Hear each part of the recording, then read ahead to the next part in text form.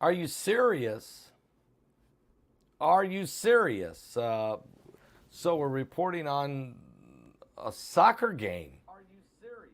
Yeah, but and the reason is because the the implications here in a world very volatile. You might not realize this, but the World Cup is the biggest sporting event in the world. It's bigger than the Super Bowl in the United States. It is huge. It's when the nations of the world compete against each other every 4 years for the World Cup in soccer, which they call football. And the opening game happened to be against England against Iran. Let me tell you all about that in just a second. But first of all, let's put a shout out right now for www.ketowithpaul.com. That's www.ketowithpaul.com. Have you heard of diet resistance? If you struggle to lose weight, this might be why. Our metabolism begins to decline as early as age 35. Not only does our body begin to betray us after that age, but stress and other lifestyle factors can multiply the pounds we pack on as well. Ugh, I know. Luckily, I'm going to give you one quick hack to help reverse the curse. And it's this right here, www.ketowithpaul.com, made by BioTrust, www.ketowithpaul.com. It helped my weight loss goals quicker than anything else I've ever seen. This amazing powder reduces fat storage by supporting a boosted metabolism. Now, you got to eat right. And no, it's I couldn't keep the keto diet. My daughter-in-law could, but I couldn't do this. I mean, I just don't like the stuff. But you take the best ingredients, put it into a powder. It's tasteless, it's odorless, you'll become ageless, and thousands of people across the nation take it for their own weight loss goals. Give it a try. Go to www.ketowithpaul.com. It's got a 60-day full guarantee, complete refund, no questions asked. Simply go to www.ketowithpaul.com. That's www.ketowithpaul.com. And you'll be glad you did. All right. So, yeah. So this is interesting, but I'm reporting on this because I feel like it's very, very, very interesting that the world has become, the world's become so volatile, so on edge. The talks of World War III, talks of Middle East. We all know the situation with Iran and Israel. We all know the United Kingdom is part of NATO. We all know that this whole world, the West and the East, and the whole situation seems to be very volatile. This is why we have to really pray about the world situation. So, what do you think happens if you put England on the field with Iran? Well, it was a blowout victory for England. 6 goals in a soccer game is a lot of goals. I'm even surprised Iran got 2, to be honest with you. The English are really good. But this is a world sport. So it was, I watched about the first half. It was 3-0 when I quit watching.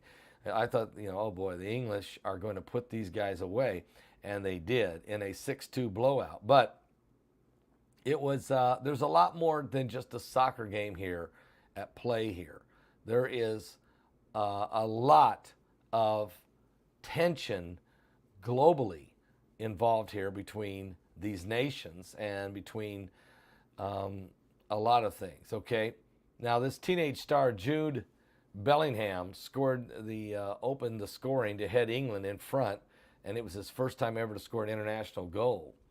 And then Saka for England also scored, and so did Sterling. And then the bench came in, and Marcus Rashford got a goal, and so did Jack Grealish. And at the end of the day, Saka scored 2 goals. It ended up being 6 goals for England. For Iran, they did get 2 goals, and which at least helped them maybe have a chance to stay alive in the World Cup, because it's not only your record. You're in a 4-team round robin group. They put four nations in a group, and then the two with the best records come out and advance, 2 out of the 4. Well, guess who's in the group?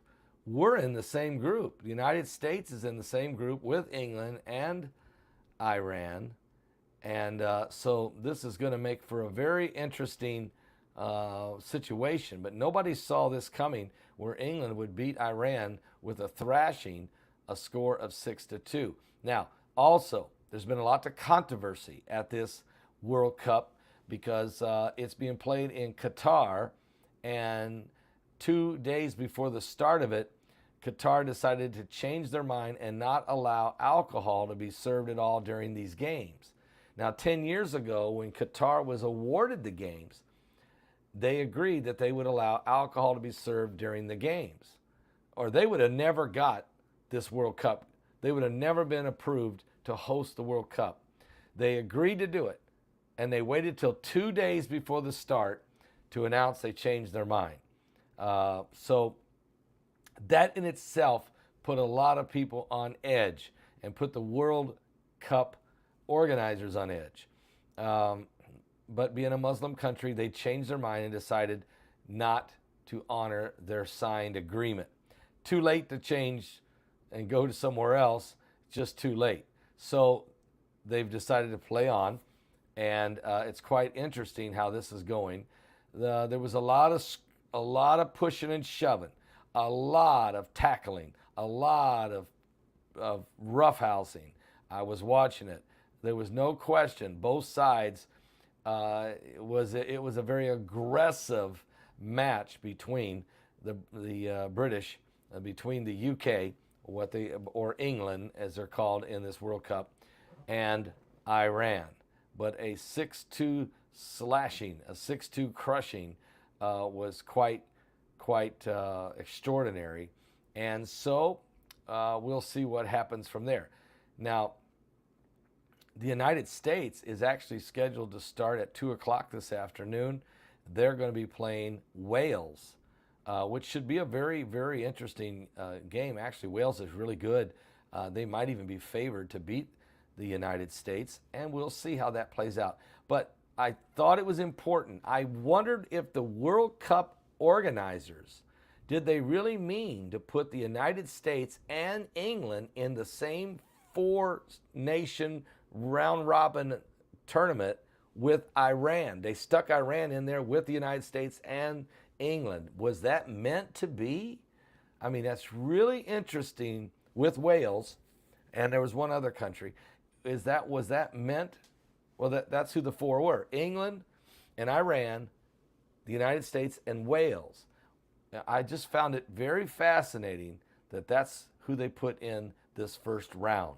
So we're going to find out how things go and what will happen when the United States plays Iran, because that's going to happen a little bit later in this next week. So we're going to keep an eye on that. Let's just hope and pray that nothing gets out of control, that the nations, that the fans, that the whole situation doesn't get out of control. That's one of the concerns I have is, whenever these nations are playing each other, especially if they're not on the friendliest of terms between nations, you worry a little bit how that's going to play out. But what are you going to do? We're going to keep an eye on it. It's going to be very interesting how this all plays out in this tournament. And why it's interesting is because while these games are, and even though these are just soccer games, even though these are just sporting events, on the political stage, I mean, what happens when Russia plays? And what if Russia ends up playing Ukraine? Okay? Or what if Russia plays, the United States? This is what I'm saying. You're going to see it. Russia's going to end up playing somebody in Europe, no doubt, or the United States, or someone else. And how's that going to go over? And will there be the crowd, the people in the stands? Will there be reaction in the stands? Or what happens if Iran plays Saudi Arabia? Can you imagine that one?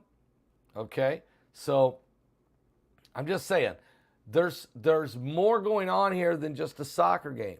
There's political and there's world strategic ramifications that could really blow up in these things, because you're looking at nations that may necessarily not want to get involved in this. So I'm gonna get an update on all this for you. Was Russia banned? Maybe you're right. Maybe they are. I'm not positive of that.